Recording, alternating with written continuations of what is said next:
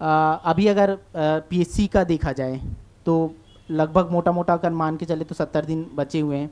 तो उस हिसाब से आप चीज़ों को देखिएगा कि 70 दिन बचे हैं। मतलब मेंस वाला जो पढ़ रहे थे, अब तो आप उसको भूल जाइए, पूरी तरीके से भूल जाइए। आप प्री मेन, अगर मेरे मेरे से पूछा जाए कि प्री मेंस और इंटरव्यू सबसे टफ कौन सा होता है, मैं प्री बोलूँगा। ठीक है, क्योंकि प्री निकलेगा तब आप आगे बढ़ेंगे ना। और प्री वो होता है जिसको 1,30,000 लोग दिला रहे हैं और उसमें से छटेंगे। जैसे अभी 240 पोस्ट आया है, गुणा 15 कर लीजिए, ठीक है, 3,500-4,000 लोग मेंस को। तो उतने लोग हैं, तो जो प्री है वो आपको बाहर भेजने के लिए है। वो चाहता ही नहीं कि आप अंदर घुसें, आपको उन 4,000 लोगों में आना है। तो ये छटनी वो है, स्टेज है। तो इन ये जो 70 दिन बचे हैं, इसमें आपका 3 बार 4 बार तो रिवीजन हो ही जाना चाहिए, मिनिमम 3 बार हो ही। ठीक है, अगर उससे कम करते हैं तो आप नहीं, आपका सिलेक्शन नहीं हो पाएगा, मुश्किल है। आप इस वो जो लास्ट बचा है उससे निकाल लीजिए। जैसे इस बार 9 फरवरी को है ना सर, 9 फरवरी। तो आप 1 तारीख से 9 तारीख को का मान लीजिए, इसको आप रख लीजिए उसके लिए, थर्ड रिवीजन के लिए 9 दिन को। और उससे पहले 15 जून से 15 जनवरी से 31 जनवरी, इसको रख लीजिए सेकेंड रिवीजन तक।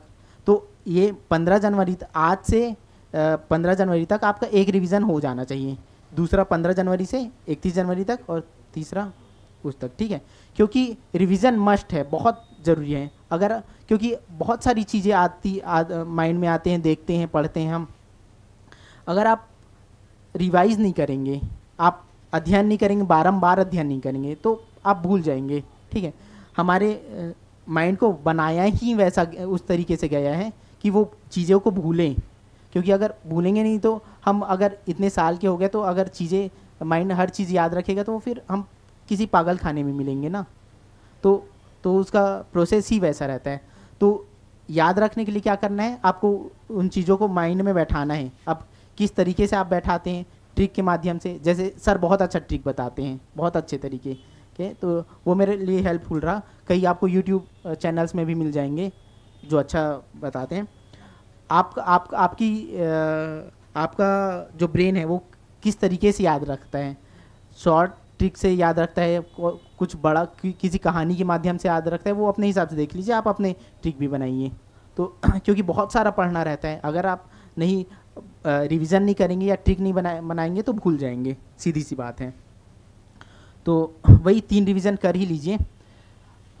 टेस्ट सीरीज ज़रूर दिलाइए, अपने ज्ञान का परीक्षण करते रहिए हमेशा। ठीक है, क्योंकि टेस्ट सीरीज, अच्छा हाँ, उस ये भी है कि जो मार्क्स आते हैं उसको तो मत ही देखिए। अगर अच्छे आ रहे हैं तो अहंकार मत कीजिए, अगर कम आ रहे हैं तो लो मत फील कीजिए। क्योंकि उसके मार्क्स देखने ही नहीं है, बस ये देखिए। टेस्ट सीरीज में 2-3 चीज़ें कर सकते हैं कि जो क्वेश्चंस आपसे बन गया, पहले नहीं बना की बात कर लें, जो नहीं बना, इसका मतलब ये है कि वो हो सकता है आपके क्या बुक में है, और प्रीवियस ईयर क्वेश्चंस को ज़्यादा दिखिए। अगर आपके बहुत सारे ऐसे क्वेश्चंस हो रहे हैं जो आपके बुक में नहीं हैं, तो आपको बुक चेंज करने की ज़रूरत है। ठीक है, दूसरा, आपके बुक में है पर आपसे नहीं बने, इसका मतलब आपने पढ़ा नहीं है, ये दूसरी चीज़ होगी। तीसरी चीज़ ये होगी, मतलब एक क्वेश्चन में आप क्या कौन कौन सी पॉसिबिलिटी हो सकती है, मैं वो बता रहा हूँ। तीसरा ये हो सकता है कि आपने पढ़ा है, आपको याद आ रहे हैं, पर भूला भूला सा लग रहा है, मतलब आपने पढ़ा है, पता है, पर आप बना नहीं पाए।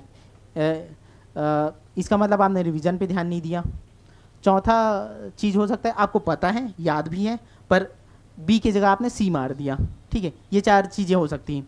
तो पहली चीज़, अगर आपके बुक में नहीं है वो क्वेश्चन, तो बुक चेंज कर लीजिए, सही तरीके से बुक पढ़ लिए, देखिए कि वो है या नहीं है। दूसरा चीज़ जो मैंने बताया कि इन चीज़ों को आपने पढ़ा है पर याद नहीं आ रहा है, यही रिवीजन है। इसका मतलब आपके रिवीजन में कमी थी, तो आप जाइए और उस पूरे पोर्शन को फिर से पढ़िए। तीसरा चीज़ ये हो सकता है कि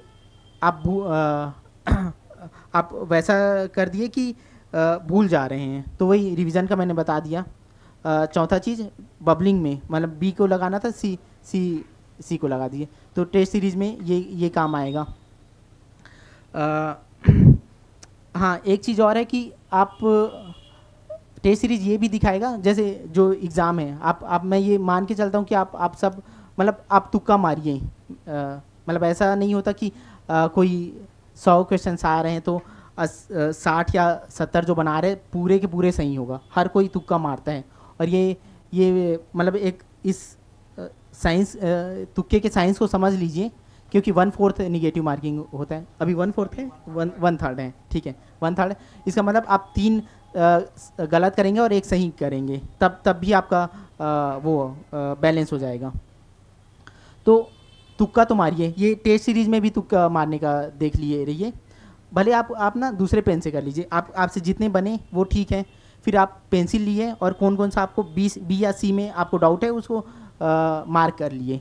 आपने 15 क्वेश्चन वैसे किए, आप हर बार ऐसा लग रहा है कि 15 में से आपके 7 वो पूरे हो जाए, 50% ज़्यादा आपके सही हो रहे हैं। इसका मतलब आपने पढ़ा है पर आपको ध्यान नहीं आ रहा है और आपका तुक्का ठीक लग रहा है। तो मेन एग्ज़ाम में मारिए ही मारिए। अगर 15 में 1-2 ही सही हो रहा है फिर आपको देखने की ज़रूरत है, ठीक है।